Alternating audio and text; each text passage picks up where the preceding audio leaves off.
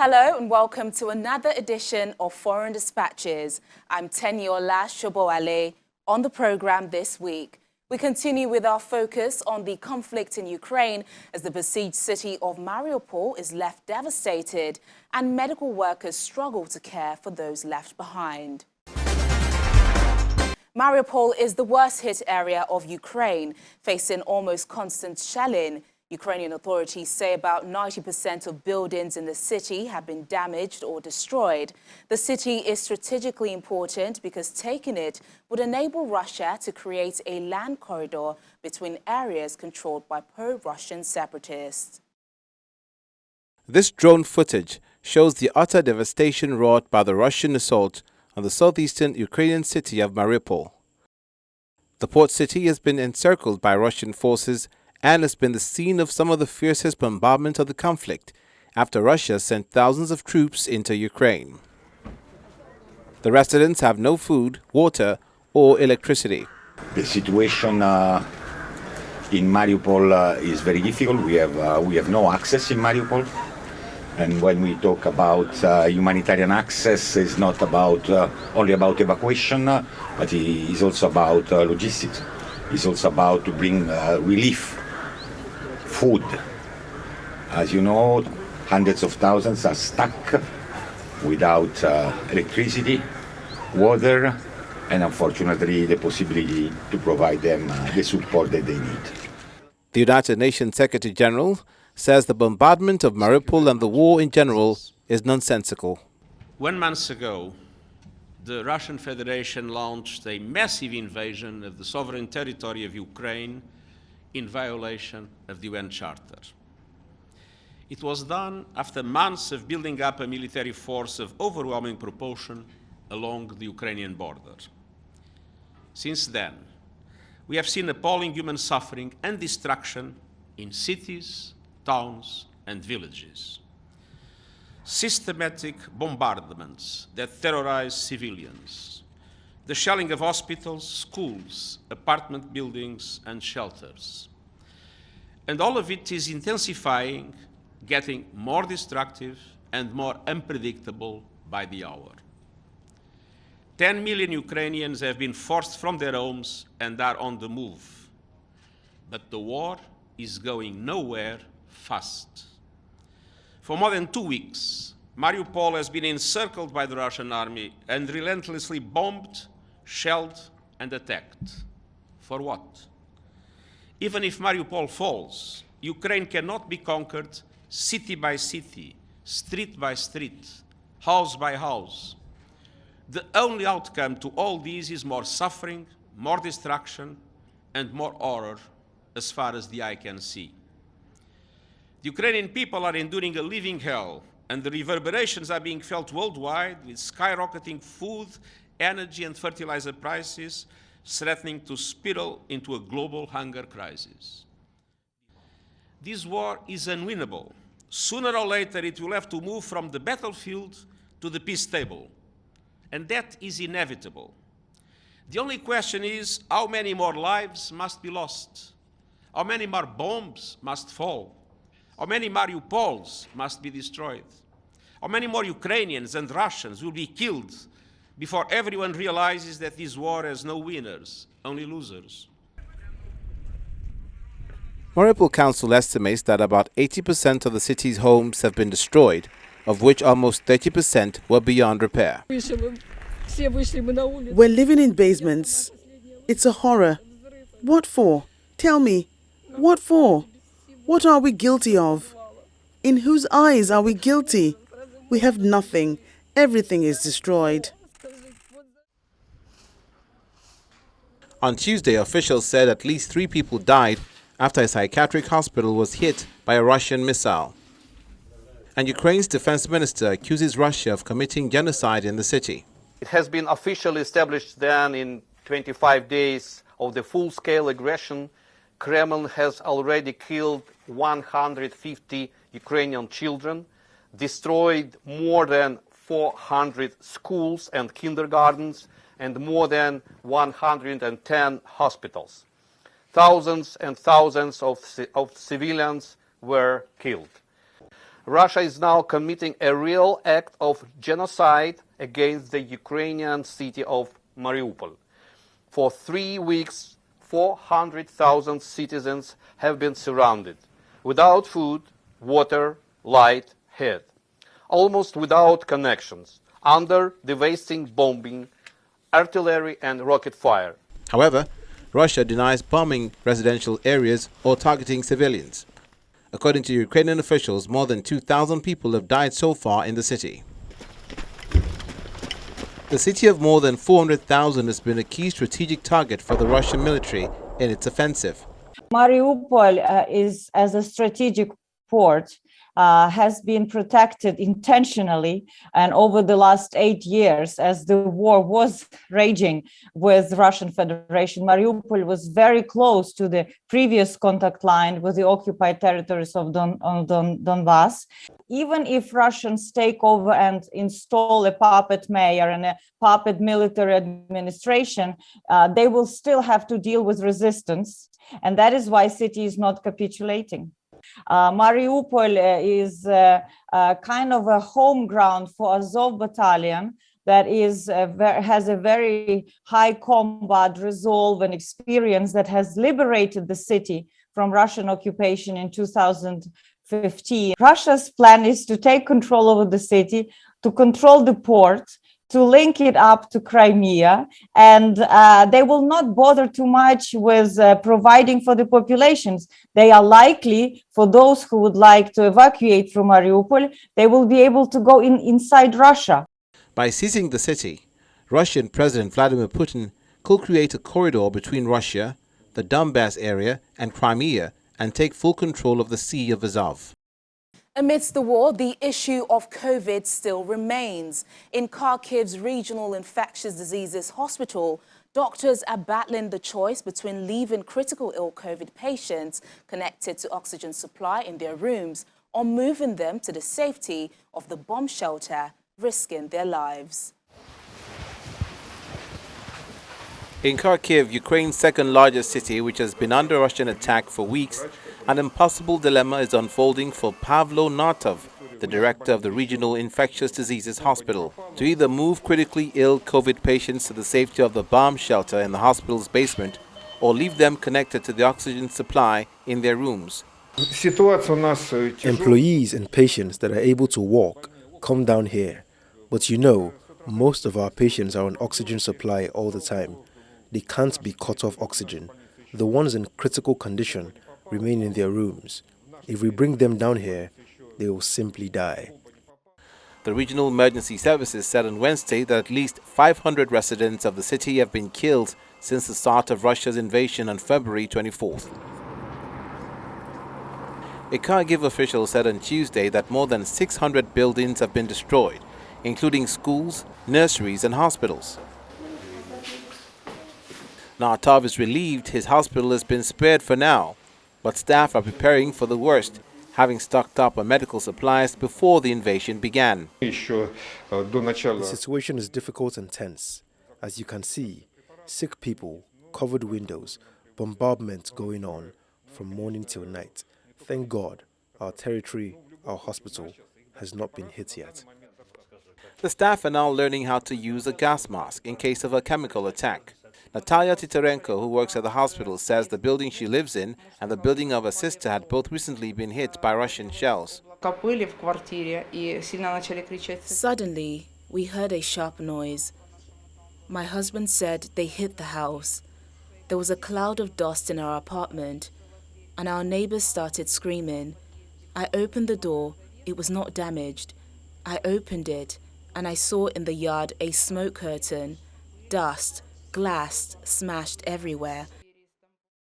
The World Health Organization says 62 attacks on healthcare have been verified in Ukraine between February 24 and March 18th, resulting in 15 deaths and 37 injuries. We've verified 10 additional reports of attacks on healthcare in Ukraine, and more incidents are currently under verification. So as of 22 March, we now have 62 verified incidents of attacks on healthcare in Ukraine, of which have been published on our surveillance system. And these attacks have caused 15 deaths and 37 injuries. And they are attacks that took place between 24 February and 18 March. Russia says it does not target civilians, describing its actions as a special operation to demilitarize and denazify Ukraine, a move the country and its allies call a baseless pretext for war. And more on those left behind, not by choice, but because they can't leave. Some of Ukraine's most vulnerable orphans have reached relative safety at a hospital in Kyiv, where doctors hope to be able to provide care and perform life-saving surgeries. 4 babies with no parents living in an orphanage had to be rushed to a bomb shelter when the Ukrainian city of Sumy was surrounded by armed forces. Local officials say they were among dozens of orphans who spent 2 weeks in the shelters, while the northeastern city was under siege. They reached relative safety at last over the weekend after they were evacuated hundreds of miles west of the Kyiv Heart Center. These children have no parents. They lived in an orphanage. All 4 were born earlier this year. Some are 1 month old, others are 2 months old, and they found themselves on the front line.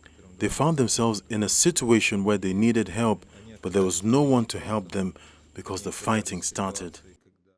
Local authorities said late Saturday that there were more than 70 children, including babies and infants, who've spent the past 2 weeks cared for in bomb shelters. Most have been evacuated and transferred to Lviv in the west of the country, but some, like these 4, were too sick to travel. Dr. Tudorov says he hopes they will be able to perform life-saving open heart surgery on one of the babies suffering from congenital heart disease. However, this hospital is just 7 miles again from the front line in the suburb of Brovary in Kyiv, and some fear attacks by Russian forces attempting to advance on the city. Meanwhile, with a high number of orphans and children born through surrogate mothers who had not been picked up by their parents, the European Union's Migration Commissioner warns that Ukrainian children are in danger of being trafficked. We have seen very few unaccompanied minors being registered.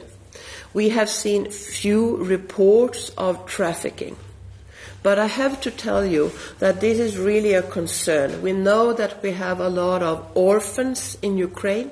We know that we have children being that are being born by surrogate mothers that have not been picked up by their parents. There is a huge risk of vulnerable children being trafficked or being victim of false adoption. When we have big flows of migration, there is always people taking advantage of the situation and using and take women and vulnerable women and children as a victim for trafficking.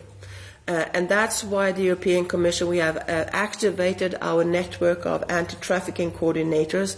I know that local national police are really working on this right now, and I think we have to stay very vigilant how to avoid children and women being victims of trafficking, how we can make the utmost to protect children and to give some normality to the children that are now coming as refugees, being able to go to childcare, to school as soon as possible. This is really important.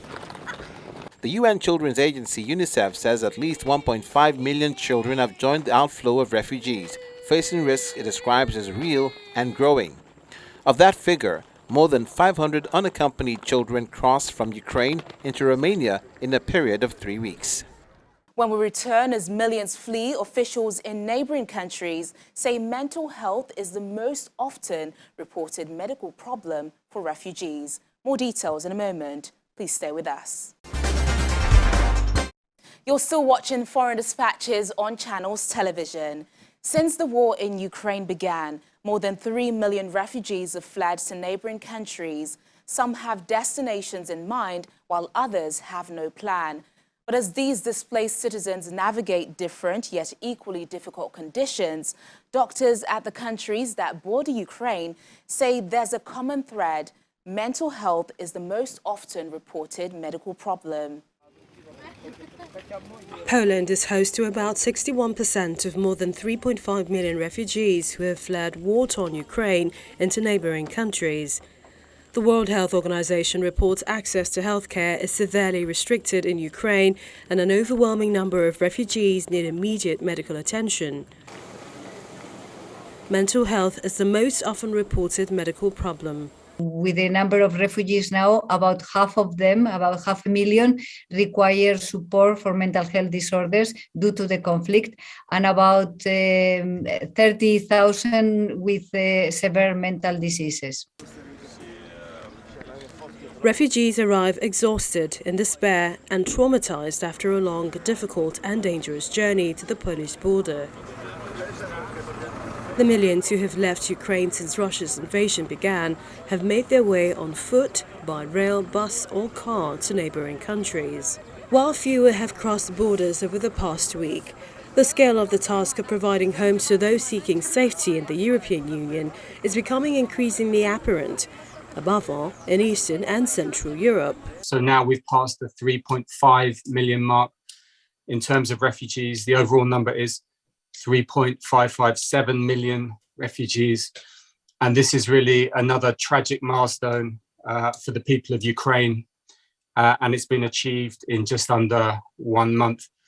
And when you combine it with the figure that was released at the end of last week for 6.5 million people internally displaced in the country, you're looking at almost 1/4 of the entire population. I think the speed and the scale of this outflow and this displacement crisis is unprecedented in recent times. The health minister of Moldova, one of Europe's poorest countries into which more than 331,000 refugees have crossed, appealed on Tuesday for EU and UN aid to relieve pressure on its healthcare system. Since the beginning of the war on February the 24th, we've had over 331,000 refugees entering the country, of which over 100,000 are still in the country. Most of them are women, elderly people, and 49,000 children. And obviously, this is a humanitarian crisis without any precedent. So we really do need assistance. People have been suffering a lot. Children are displaced from their family.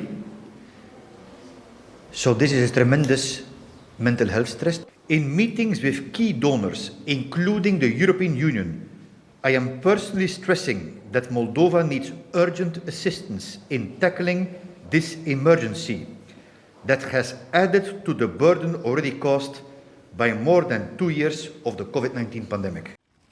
The United Nations says the war had uprooted 10 million people since it began February 24, with most still displaced within Ukraine rather than abroad. The exodus from Ukraine has left Eastern Europe scrambling to provide refugees with care, schools and jobs, even as daily numbers crossing borders ease. Well, let's head over to Russia now. In the town of Pokrov, sugar has vanished from shops, and residents are now bracing for the prospect of no longer being able to afford some items as Western sanctions over Moscow's military intervention in Ukraine begin to take effect. Hit by sweeping sanctions and facing its gravest crisis since the 1991 fall of the Soviet Union, Russia has assured it would not suffer any food shortages and urged the population to refrain from panic buying staples like sugar and buckwheat. That message, however, seems to have fallen on deaf ears in Pokrov, a town of less than 17,000 people located 100 kilometers east of Moscow.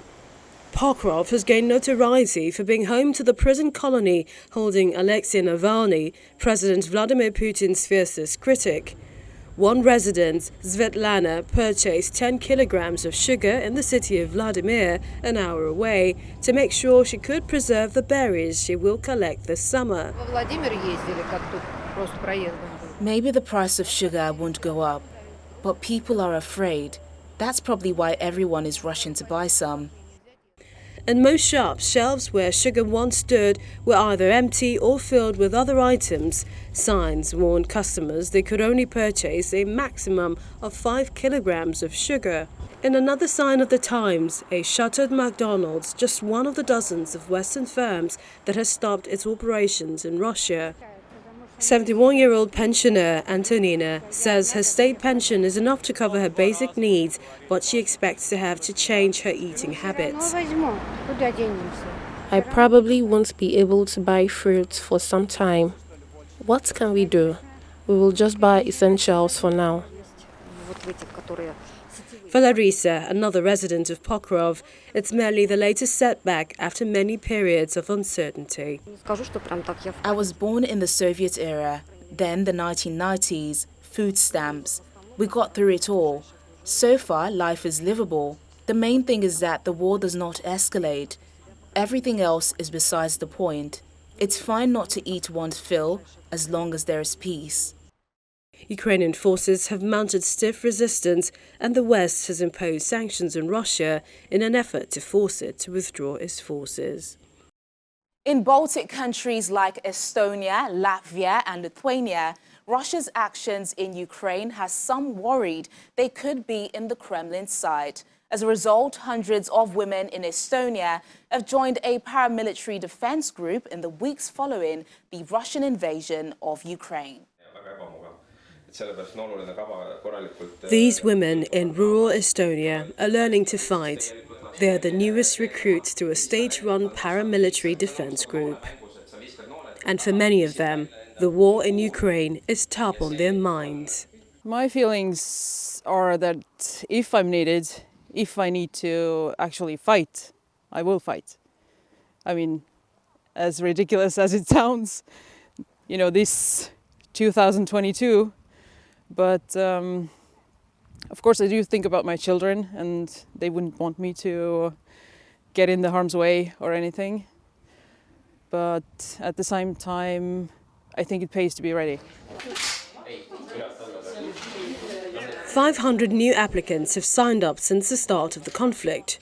Tensions are high in the Baltic states, once ruled from Moscow. Because my husband is working in abroad, and I'm mostly alone with my children, so I have to be ready to cope alone. I think most of us in Baltic are living right now in frightening situation, because it's just not normal what's going on.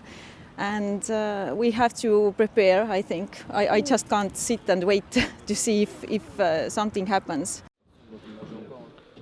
The training is taking place a few miles away from an airbase where NATO allies' planes are deployed. Unlike Ukraine, the Baltic states are part of the organization. NATO's treaty states other members will help them if they are attacked. Estonia's Prime Minister has said the country is not feeling a direct military threat, but the volunteer group's deputy chair, Helen Alice, says it's better to be safe than sorry. Well, since the war started in Ukraine, our Independence Day on 24th of February, over 2,000 women have shown their interest within the organization, and we have conducted different introduction and online introduction courses, and already over 500 out of the 2,000 have sent in their application to join the organization. She's among the women here who say they're not leaving anything to chance. I want to know how to use the weapons, and I know that I'm ready to go into the longer soldier education. Why? Because I never realized that I have this inner urge to protect my country. The Baltic states of Estonia, Latvia and Lithuania, once ruled from Moscow but members of NATO and the European Union since 2004, have called on NATO to urgently reinforce the region after Russia invaded Ukraine. Well, this is where we say goodbye till next time, but remember, our top stories are never far away. You can catch them on channelstv.com. Thank you so much for watching the program. I'm Tenyola Shoboale. Bye for now.